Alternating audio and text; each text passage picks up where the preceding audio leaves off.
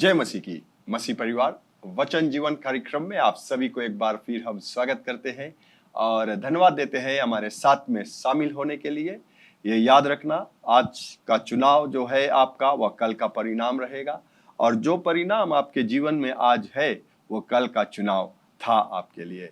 तो ये जानना जरूरी है कि जो भी कुछ हम चुनते हैं, जो परमेश्वर ने हमें दिया है, वो दिया है हमें प्रभु यीशु मसीह के द्वारा, लेकिन उसके देने के उपरांत हमें चुनाव को करना है कि जो प्रभु परमेश्वर ने हमें दिया यीशु मसीह के द्वारा हम उसे पा सके।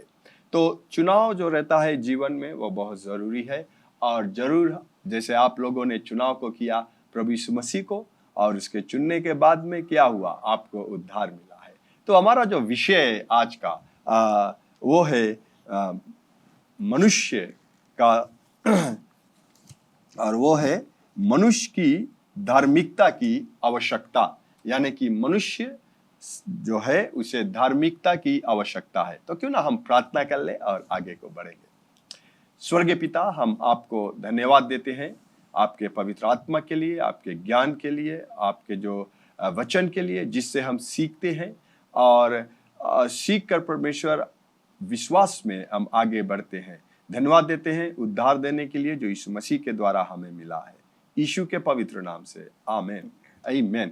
तो पादरी साहब, जैसे आज हम देखेंगे, जैसे हमने कहा कि आज का जो हमारा विषय है वो है मनुष्य की धार्मिकता की आवश्यकता, यानी कि मनुष्य की जो जरूरत है गिर जाने के बाद में, या हम ये कह सकते हैं कि पाप के बाद में मनुष्य की जो आवश्यकता है वो है धार्मिकता। क्योंकि मनुष्य गिरने से पहले या पाप करने से पहले वो धार्मिकता में अपने जीवन को बिताया, लेकिन जब आज्ञाकारी हुआ तो वो फिर धार्मिकता से अधर्मी बन गया।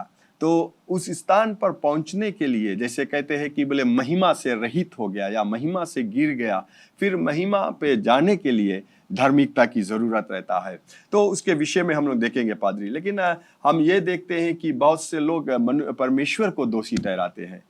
चुनाव किया आदम ने, आदम के द्वारा पाप आया, लेकिन मनुष्य जो है वो परमेश्वर को दोष देते हैं कि वो गलत है, या वो जो न्याय करता है वो गलत है, या मनुष्य के साथ में जो व्यवहार करता है परमेश्वर वो गलत है।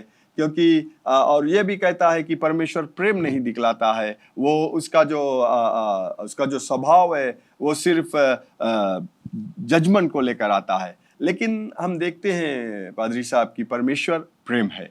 सही है पादरी, परमेश्वर को लोग क्यों दोष लगाते हैं?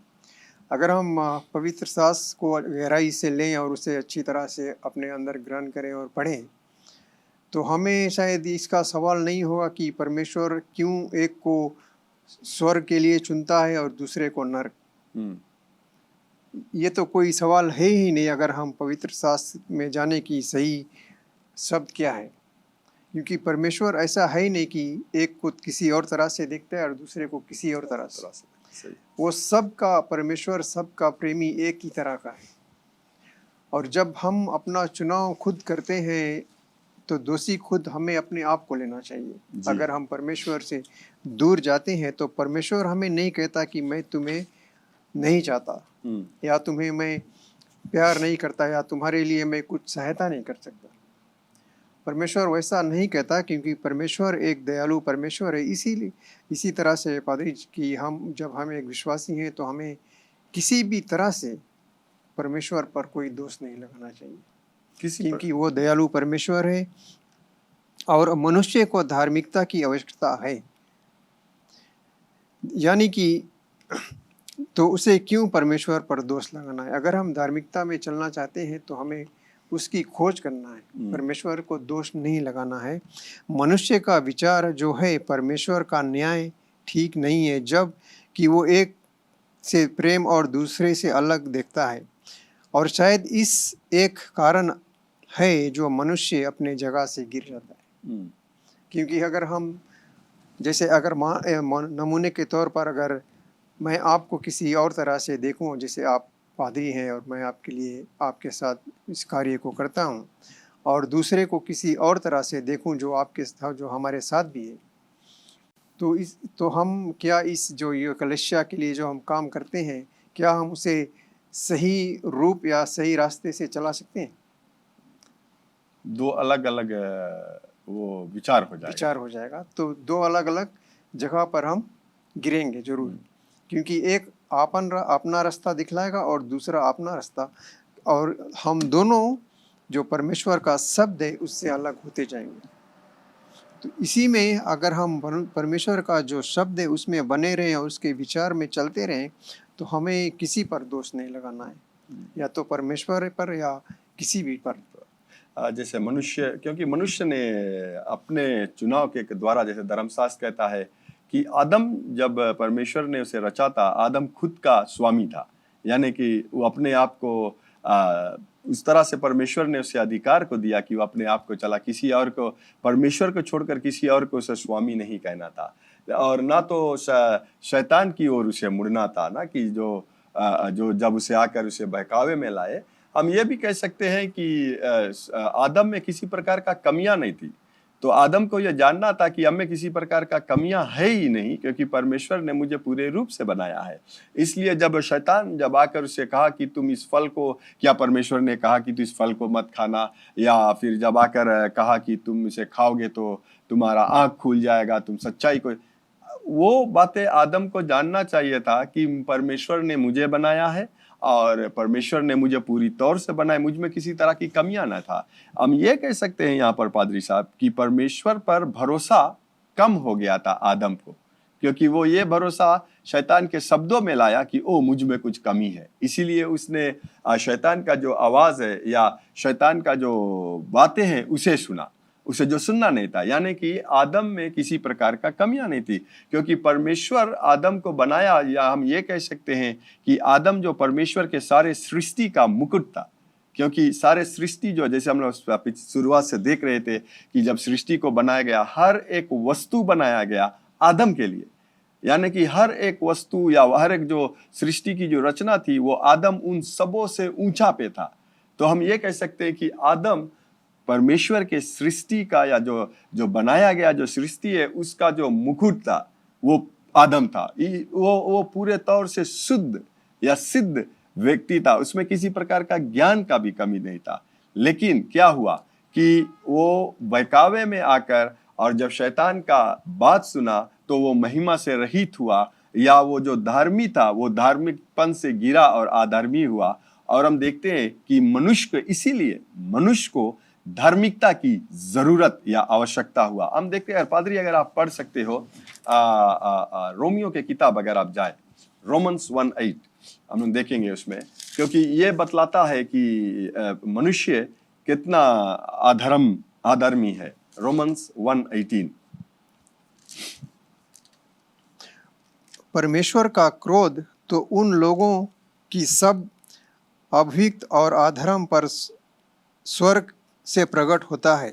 अधर्म यानी कि परमेश्वर का जो क्रोध है, हम ये नहीं कह सकते हैं कि किसी को उसने नरक को भेजा, किसी को उसने स्वर्ग को भेजा, क्योंकि जो अधर्म है, बाद में हम देखेंगे पादरी कि क्योंकि जो अधर्म किया हुआ लोग है उसके लिए सजा है, क्योंकि परमेश्वर जो धार्मी है उसे सजा देना पड़ेगा। तो आप रोमन्स पे चला गया फिर ना, अगर आप 3 खोले, रोमन्स 3, अभी आप रोमन्स में रुका रहना थोड़ा देरी के लिए। रोमन्स 3:9 से लेकर अगर 10 ले पड़े, तो फिर क्या हुआ, क्या हम उससे अच्छे हैं? कभी नहीं, क्योंकि हम यहूदियों और यूनानियों दोनों पर दोष लगा चुके हैं कि वे सब के सब पाप के वश में हैं। जैसा कि लिखा है, कोई धर्मी नहीं, एक भी नहीं, कोई समझदार नहीं, कोई परमेश्वर का खोजने वाला नहीं। कोई धर्मी नहीं, कोई समझदार नहीं, कोई परमेश्वर का खोजने वाला नहीं, यानी कि सब का सब आदम के बाद में सब का सब अधर्मी ठहराया गया। जब एक अधर्मी ठहराया गया, इसीलिए तो धार्मिकता की जरूरत है। तो आज देखेंगे फिर, अगर आप पढ़े पादरी रोमन्स 5:16 से 18 ले।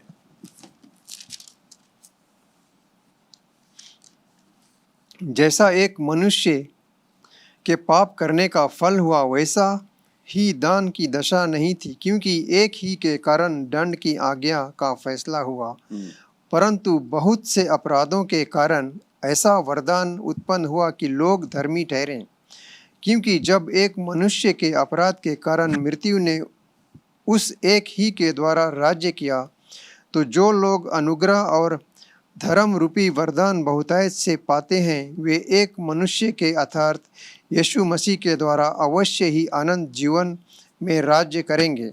19 भी पढ़ दो पादरी। क्योंकि जैसा एक मनुष्य के आज्ञा न मानने से बहुत लोग पापी ठहरे, वैसे ही एक मनुष्य की आज्ञा मानने से बहुत लोग धर्मी भी ठहरे।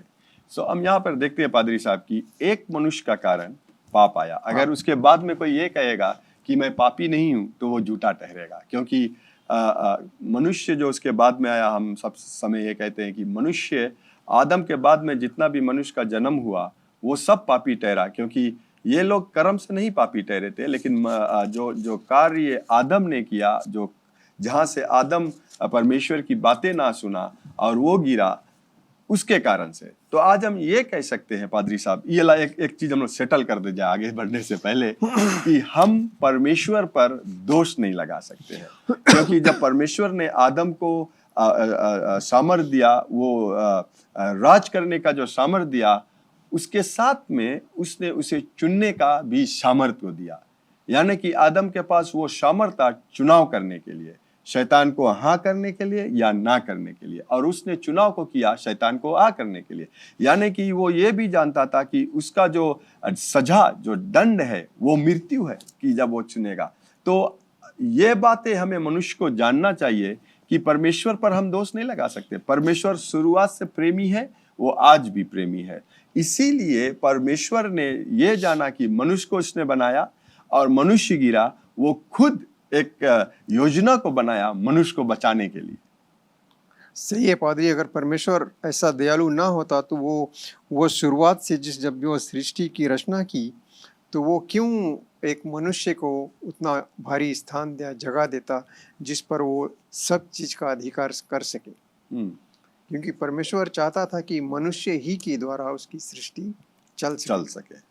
तो ये हमारा कर्तव्य आज भी बनता है पादरी, कि हम एक मनुष्य होते के कारण ये जान लें और उस कार्य को करें जो परमेश्वर को पसंद है। क्योंकि जो परमेश्वर को पसंद है उसी में वो खुश है, और जब परमेश्वर हमारे कार्य में प्रसन्न रहेगा तो हमें किसी भी चीज़ की कमी नहीं होगी। वो चाहेगा हम और आगे बढ़ते जाएं। क्योंकि जब हमारे पास परमेश्वर का वचन और उसका जो रास्ता उसने बनाया है एक मनुष्य के लिए, अगर हम उसमें दृढ़ होकर खड़े रहें, और अगर कोई भी समस्या हमारे सामने आता है, जैसे शुरुआत में आदम के सामने वो सांप आया था, या उसकी स्त्री ने जो उससे बहकाए में लाया था, तो उन सब से बढ़कर परमेश्वर ने हमें वो जगह स्थान दिया है कि जो कुछ हम चुने वो हमारा है। जब हम कुछ चुनते हैं तो फिर हम परमेश्वर को क्यों दोष दें, या हम खुद अपने दूसरों भाइयों को क्यों दोष दें, क्योंकि चाहत जो है वो हमारा है। हम अपने ही खुशहाली के लिए कुछ चुनते हैं, किसी और के लिए नहीं। तो जैसा परमेश्वर है वो हर एक चीज़ को आज तक भी उसी तरह से रचा है जैसे वो शुरुआत में था, और उसी तरह से हर एक मनुष्य से भी प्रेम करता है।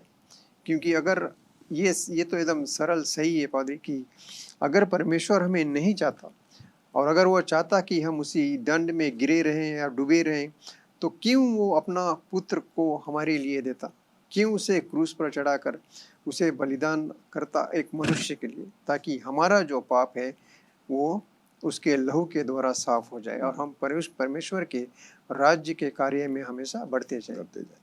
तो यहाँ पर हम देखते हैं कि जब परमेश्वर ने देखा कि मनुष्य गिर गया है, परमेश्वर यहाँ पर खुद अपने आप से एक उद्धारकर्ता का उपलब्ध किया ना, उद्धारकर्ता को दिया, और वो उद्धारकर्ता कोई और नहीं, प्रभु यीशु मसीह परमेश्वर का इकलौता पुत्र था।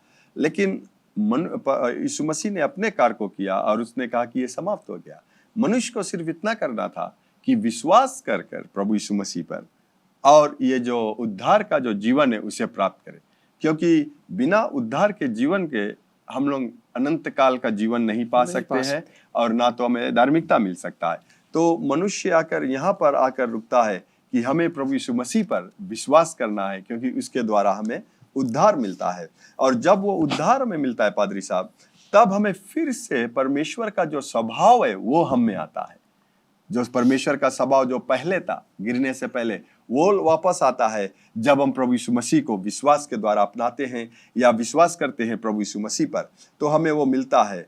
लेकिन ये भी हमें जानना है कि परमेश्वर ने इस उद्धार को लेने के लिए वो ऐसे गिरा आदम जो सही उसी समय पर नहीं आकर सिर्फ सब चीज का सीधा कर दिया, क्योंकि यहाँ पर हम देखते हैं कि परमेश्वर को मनुष्य को बचाने के लिए उसे कानूनी रूप से भी आना पड़ा। अगर वो कानूनी रूप से नहीं आएगा तो परमेश्वर खुद वो अपने जो धार्मिकता या इनजस्टिस जिसे कहते हैं ना, तो वो करेगा। लेकिन परमेश्वर जो है वो इनजस्टिस नहीं करता है, इसीलिए उसे कानूनी रूप से आना पड़ा।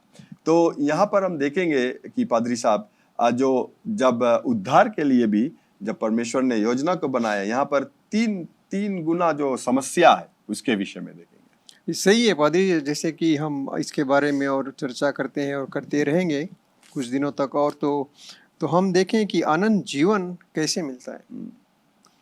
जब हम परमेश्वर को पूरी तरह से अपने जीवन में प्राप्त कर लेते हैं तो उसके संग में हमें आनंद जीवन प्राप्त होता है। परमेश्वर क्यों नहीं हमें पूरी तरह से स्वतंत्र कर सकता है, क्योंकि आज भी मनुष्य पूरी तरह से समझ नहीं पाता। ऐसा है कि पादी परमेश्वर ने हमें एक आनंद जीवन दे चुका है ठीक अपने पुत्र के द्वारा, मगर आज भी हम मनुष्य जो है वो समझ नहीं सकते कि ये आनंद जीवन क्या है और किस रीति से हमें इसको अपनाना है, या हम खुद समझ नहीं पाते। इसीलिए आज भी हम देखते हैं कि हमारे कई विश्वासी भाई बहन जो ये आनंद जीवन जो उन्हें अपनाना चाहिए उससे भटक जाते हैं और उसकी खोज में ऐसे लग जाते हैं कि वे जैसे कुछ जानते ही नहीं। पर जब हम कलीसिया आते हैं तो जो हमारा प्रचारक है वो हमें सब कुछ सिखलाता है और हर एक चीज़ जो पवित्र शास्त्र में लिखा है वो पढ़ता है और बतलाता है कि इसका रहस्य क्या है। तो अगर हम उसे अपने अंदर ना लाएं और ना सीखें कि परमेश्वर की सृष्टि और मनुष्य का गिरना और एक आनंद जीवन है वो क्या है, तो इसी तरह से जब परमेश्वर ने हमें पूरी तरह से स्वतंत्र कर दिया है और आज मनुष्य को ये समझ लेना चाहिए कि आनंद जीवन जो है वो परमेश्वर हमारे लिए आज भी दिया है। तो अगर हम आगे रोमन्स की किताब में पढ़ें पादरी साहब, रोमन्स 3:26 में जो कहता है कि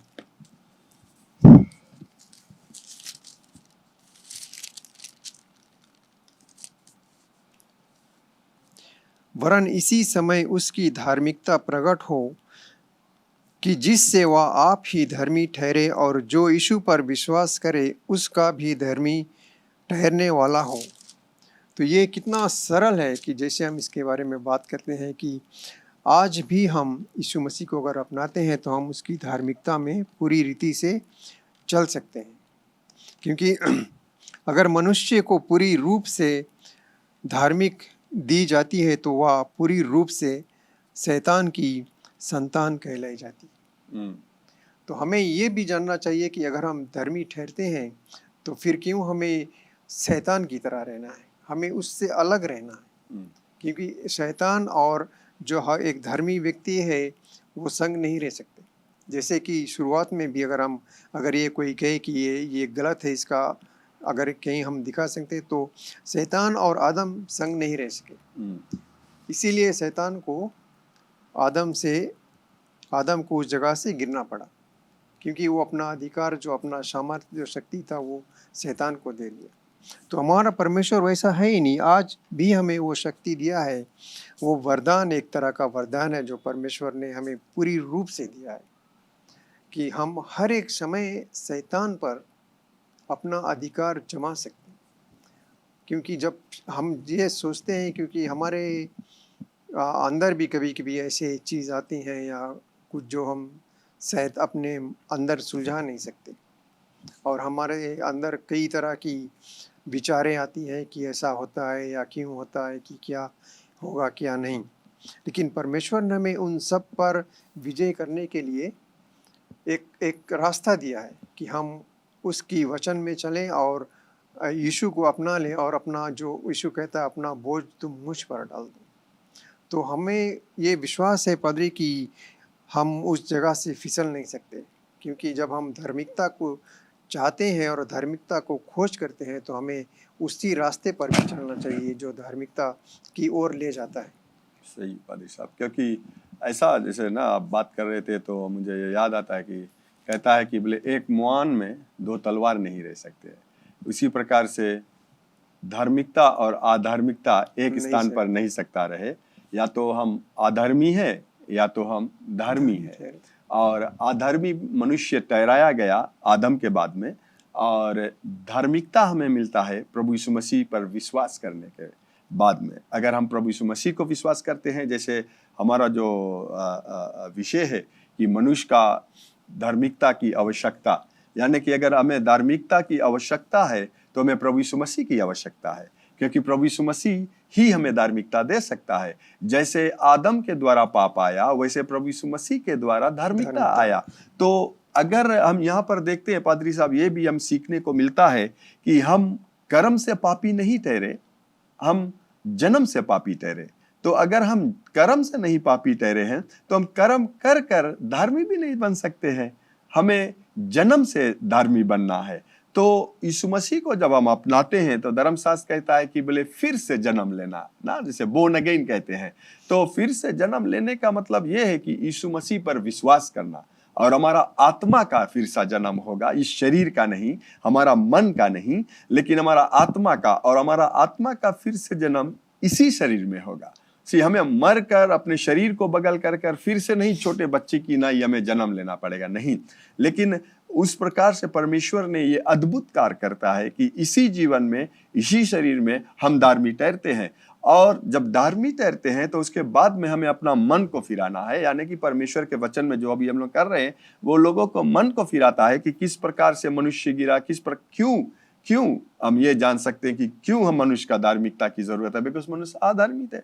तो उसी प्रकार से पादरी हम देखते हैं कि जो परमेश्वर जब बतलाया कि धार्मिकता की जरूरत थी, जैसे हमने 3 गुना जो समस्या की बातें कर रहे हैं, और हमने कहा था कि जब हम यहाँ पर देखते हैं कि परमेश्वर को पूरे तौर से कानूनी रूप से एक आत्मिक मृत्यु, जो आत्मिक रूप से जो मरे हुए मनुष्य है, जो शैतान का बच्चा कहलाता है या शैतान का बेटा या बेटी कहलाता है, उसको धार्मिकता देने के लिए तो उसे पूरे तौर से कानूनी रूप से आना पड़ेगा।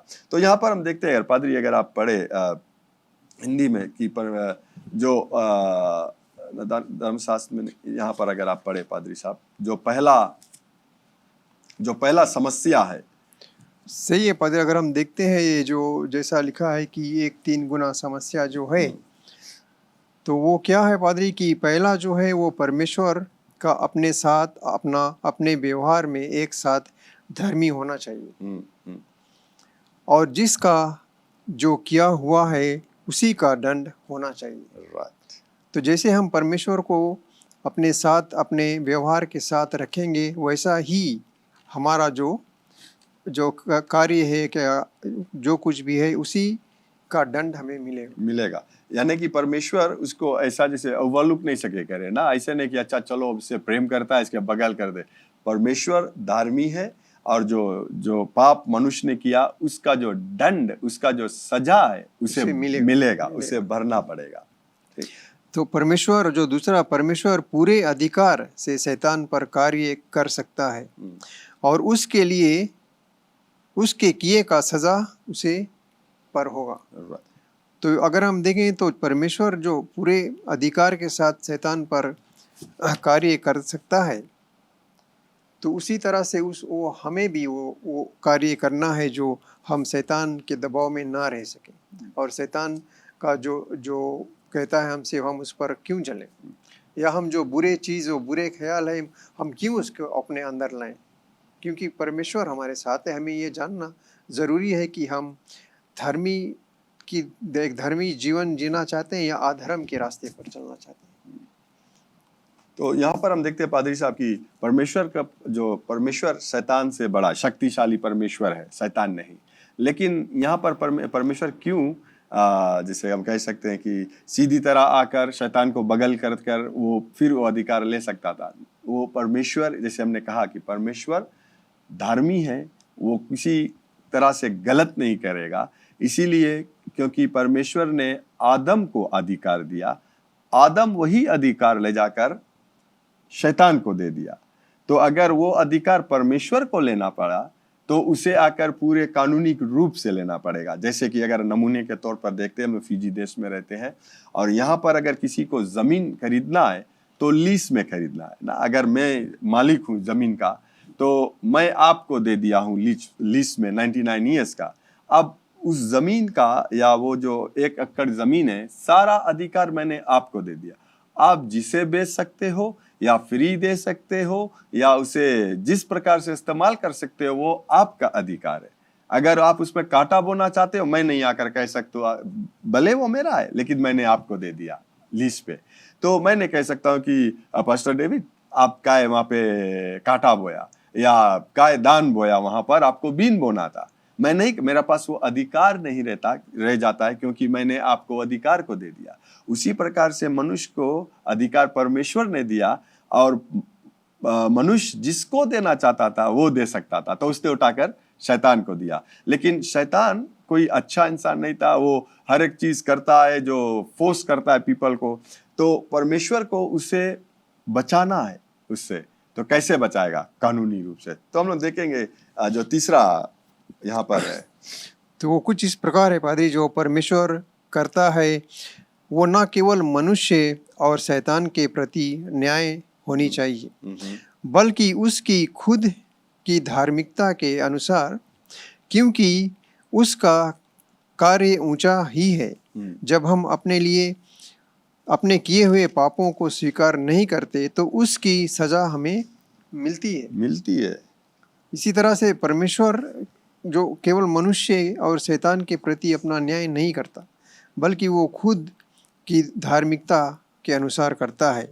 वो ऐसे सर अगर हम देखें तो जो हम करते हैं या उसका फल हमें मिलता है। जैसे एक कहावत है कि जैसा करोगे वैसा तुम्हें भरना पड़ेगा। तो वैसा ही परमेश्वर सही रीति से कहता है कि अगर तुम शैतान की रीति से चलना चाहते हो तो उसका सजा तो पाप ही है और उसे तुम्हें भुगतना ही पड़ेगा। तो इसलिए हमें ये बहुत ज़रूरी है कि हम अपने अंदर ये जाने कि हम सजा रूप से जीना चाहते हैं या धार्मिकता में परमेश्वर के साथ चलना चाहते हैं। आमीन। तो यहीं पर हम समाप्त करते हैं पादरी साहब आज का जो विषय है, और अगले सप्ताह में फिर यहीं से शुरुआत को करेंगे। लेकिन ये जानना हमें बहुत ज़रूरी है प्यारे लोग कि परमेश्वर एक हम लोग को उद्धारकर्ता दिया है जिसका नाम यीशु मसीह है, लेकिन लोग को चुनना पड़ेगा यीशु मसीह को। अगर वो चुनाव को नहीं करते हैं, यीशु मसीह को चुनते नहीं है अपने जीवन में विश्वास के द्वारा, तो क्या होगा? हम परमेश्वर को दोष नहीं दे सकते हैं कि मनुष्य नरक जाता है, क्योंकि नरक परमेश्वर ने मनुष्य के लिए तो नहीं बनाया है। हमने देखेंगे, बात अगले सप्ताह देखेंगे। लेकिन ये जानना बहुत जरूरी है कि बिना यीशु के उद्धार नहीं है। आमीन। या बिना यीशु मसीह के धार्मिकता नहीं है। तो हम लोग प्रार्थना करें। स्वर्गीय पिता, धन्यवाद देते हैं आपको एक बार फिर इस वचन के लिए, सिखलाने के लिए कि मनुष्य को धार्मिकता की आवश्यकता है और वो आवश्यकता प्रभु यीशु मसीह में पूरा होता है। होने दीजिए प्रभु कि आपका वचन जितने भी सुनने वाले हैं उनके हृदय में जाए और उनके मन को फिराए। और हमारा ये प्रार्थना है प्रभु, आपका जो चंगाई है सभी पर रहे, बहुतायत सा सर से लेकर पांव तक इनके जीवन में उपस्थिति हो और प्रकट हो आपका चंगाई, यीशु के पवित्र नाम से, आमीन। आपने प्रभु यीशु मसीह का वचन सुना है और प्रभु यीशु मसीह ये भी कहता है कि मार्ग, सत्य, जीवन मैं हूं, बिना मेरे द्वारा आप पिता के पास नहीं जा सकते हो या पिता से मिल नहीं सकते हो। तो प्रभु यीशु मसीह को अपने जीवन में आप ग्रहण करना चाहते हो, उसको अपने जीवन में लेना चाहते हो ताकि आप उद्धार पा सकते हो, क्योंकि ये भी कहता है वचन कि जब आप अपने मुख से कहते हो कि प्रभु यीशु मसीह, परमेश्वर ने प्रभु यीशु मसीह को जिलाया है और अपने हृदय में इन बातों को विश्वास करते हो तो आप उद्धार को पाते हो। तो अगर आप अपने जीवन को प्रभु यीशु मसीह के देना चाहते हो और पवित्र आत्मा को अपने जीवन में लेना चाहते हो तो मेरे बाद में इस प्रार्थना को आप कीजिए। कहिए, स्वर्ग पिता, मैं विश्वास करता हूं यीशु मसीह प्रभु है जो क्रूस पर अपना प्राण दे दिया और पिता आपने तीसरे दिन बाद उसे फिर से जिलाया है मुझे पाप से क्षमा करने के लिए। प्रभु यीशु मसीह, मैं आपको अपना जीवन का प्रभु बनाता हूं। आज से मैं आपके मार्ग में चलूंगा, आज से मैं आपके सेवा करूंगा। मैं प्रार्थना करता हूं कि मुझे पवित्र आत्मा से भर दीजिए जो मेरे जीवन के हर एक दिन को आपके मार्ग में चलाएगा। यीशु मसीह के नाम से मैं ये प्रार्थना करता हूं, आमीन। अगर आपने इस प्रार्थना को किया है पहली बार तो जरूर आप हमें संपर्क कीजिए ताकि हम आपको वचन जीवन में आगे बढ़ने के लिए सिखला सके। और आपको हम धन्यवाद देना चाहते हैं हमारे साथ में शामिल होने के लिए आज। और अगले मिलने तक ये याद रखना कि स्वर्ग पिता जो विश्वास योग्य है वो आपसे प्रेम रखता है। प्रभु यीशु मसीह भी जो विश्वास योग्य है वो आपसे प्रेम रखता है। यहाँ JCLM में हम लोग आपसे प्रेम रखते हैं, आपके लिए प्रार्थना करते हैं और यीशु मसीह ही प्रभु है। Bye bye. Learn more from God's Word and send us your prayer request by visiting our website www.jclm.org, or you can like our Facebook page, Jesus Christ is Lord Ministries, to keep up with the now word of the Lord for the season. Follow us on Instagram, JCLM Fiji. Better still, subscribe to our YouTube channel, JCLM Fiji, to receive the latest teaching of God from the ministry.